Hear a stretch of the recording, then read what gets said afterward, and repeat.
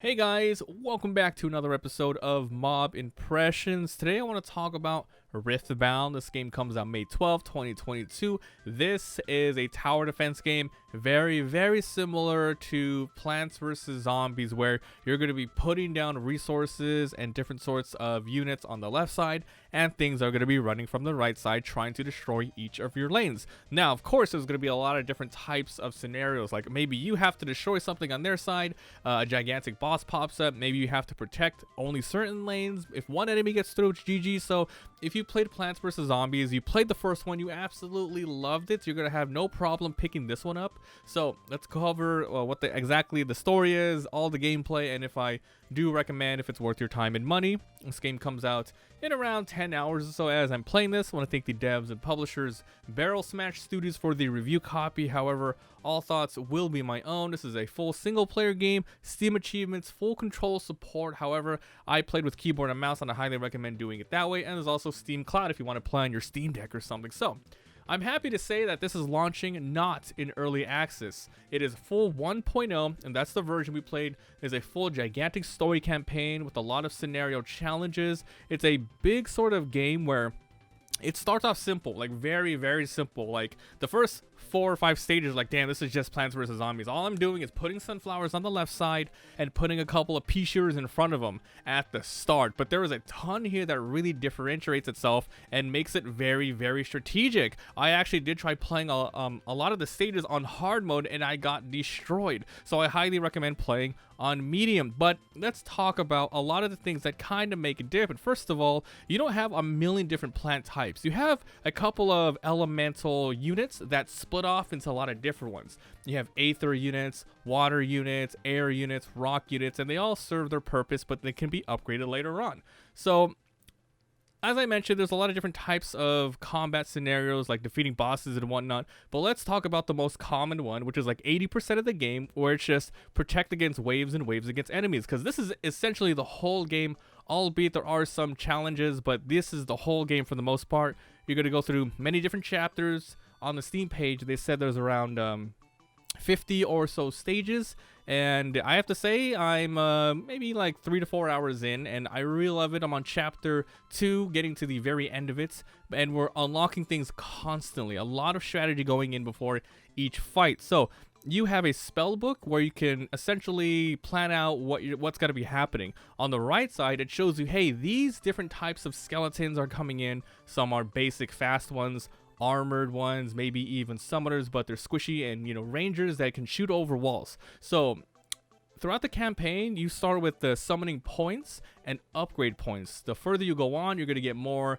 summoning points and upgrades to really change things around, but you're going to be picking your basic units to bring into battle. Let's say an aether, aka sunflower, takes up 2 spell points. You're going to be bringing that with you, and then you're going to be bringing some pea shooters with you, which is 2 points again, and then maybe some spells. So you have your basic units to put down, and then you have spells.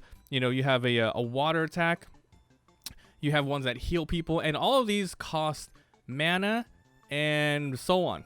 There's about 40 spells, evolution, and combos. You can just pick your favorite units to go in. Like, okay, you maybe always want the ether ones because that's the best way to get some sort of sunlight, aka mana powers, but maybe not always the water one, though that was your basic one at the start. If you bring in a air unit and a rock unit, you now have access to something called the Pummel Attack, which only works if both of those units are in the lane. You can activate it, and then it just does 200 damage, 200 mana it costs, and then it does like a huge wave of AoE. So that's pretty cool. So besides the basic putting units down to strategically stop them from attacking you, you have your weaker units in the back typically, and then you have your tanky units in the front.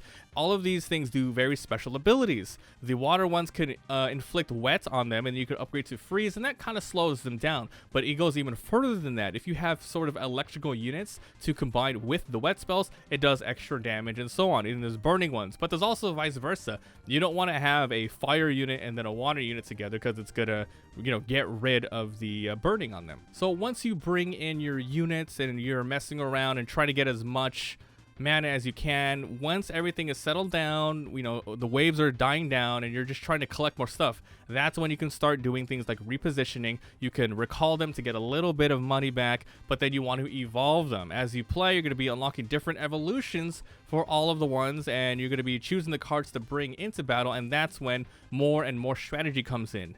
This game has so much going on, and you can easily get lost in it. Thank God they have a pause button where you can pretty much hit spacebar and you can look at exactly what's happening, what spells you want to put up, and you can also issue some commands. But once you issue the command, it kind of restarts the timer. But there's a regular mode, there's a 2x mode, and a 3x speed mode. I recommend the 3x because you can always pause on all of it. And I think playing on the harder difficulty simply increases the amounts of enemies that pop up. I don't think it necessarily increases like damage or anything or how much health they have. Some of the boss battles are really cool. We had one, and I'll probably show this one at the end here, where you're just trying to survive. Like, there's no freaking way that you're gonna have all of your units not die. As a matter of fact, the game kind of says, hey, you should kill your own unit yourself to get a little bit of the refund. Otherwise, you're just going to be losing out on a lot of stuff. And I can't even imagine trying that one on hard mode. So going into this game, I didn't have a lot of expectations. I knew it was like Plants vs. Zombies, but I didn't realize how similar it is at the beginning. But my God, it gets like extremely strategic the more and more stuff you unlock. A lot of choices to make, which spells to bring. Like, you can bring in more spells over more sort of unit building types and etc. And then you have the combinations to worry about. I want to talk about the art style. I think the cover art's good. The cards themselves, where you can see like the cartoonish portions of the different types of units you have, they're really well done, and they remind me of, you know, MapleStory or even Ragnarok Online. That has that sort of charm to it, but it kind of contradicts and contrasts not well with the 3D models in the game. So there's that sort of thing. I feel like maybe they had 2 people working on like the cards and maybe 1 other person working on the models, because it does look a little weird.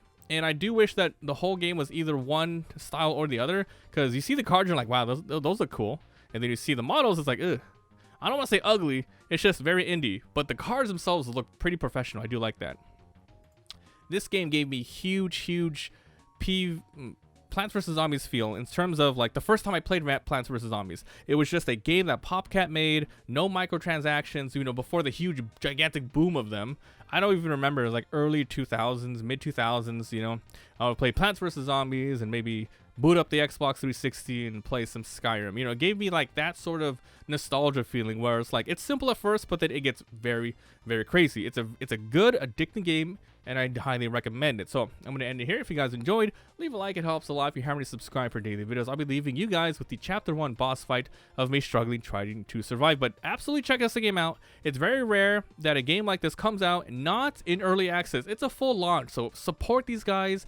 I actually don't know the price that it's releasing. If it's like $20 to $25, I would say that is perfect. If it's $30, maybe a little too much. Wait for a sale. If it's anything below $20, it's a steal. Definitely pick it up. But I say 20 to 25 if it launches. Perfect. So let me know what you guys think. Thanks for watching, and if you want to see the playthrough, I'm uploading all of it on the MabiVsGamesVOD channel, where all the VODs go, and come by Twitch. This is where all of this is being streamed. Thanks for watching, and we'll see you guys next time. Bye.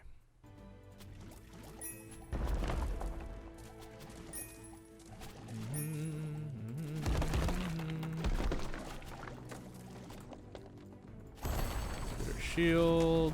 We don't need the rock wall. Keep throwing this guy out. Keep throwing this guy out. This guy's gonna die again. But we have like 1,000,000 mana. Like the recalling it, it's not even that bad. Remember, you can also play this without pausing to get like extra, I don't want to say points, but it's just like the game knows. Like, it keeps track of it. Like, how many times did you pause in one game?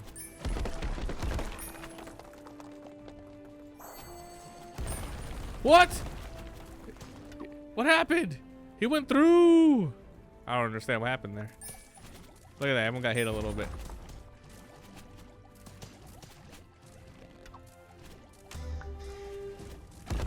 Oh, did I recall the wrong one? I think I might have. I have so much mana. Sorry. Yeah, still gets hit.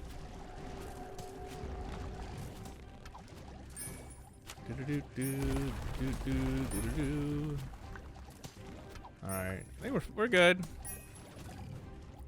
As long as he doesn't like jump on us directly, we're probably fine.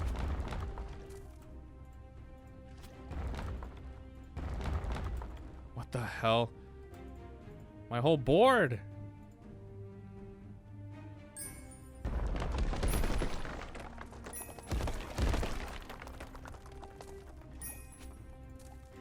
Meow, meow, meow, meow, meow, meow.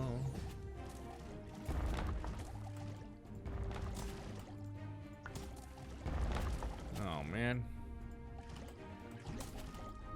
Do any upgrades? They die too fast. These guys maybe get the upgrade, but uh-oh, are you serious? Oh, it's it actually gets diminishing damage. So it's not the worst if it hits me that way.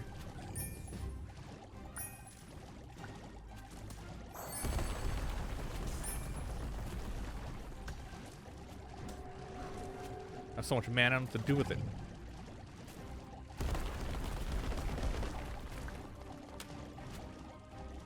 Huzzah, the trolls defeated, the bridge is still standing. How could this be? You'll not be so lucky next time. Now that the enemy's pushed, I can feel my strength returning. We have a long journey. I did that. Oh! You unlocked a new spell. What in the world is all this? Spirit Shield, upgrade point.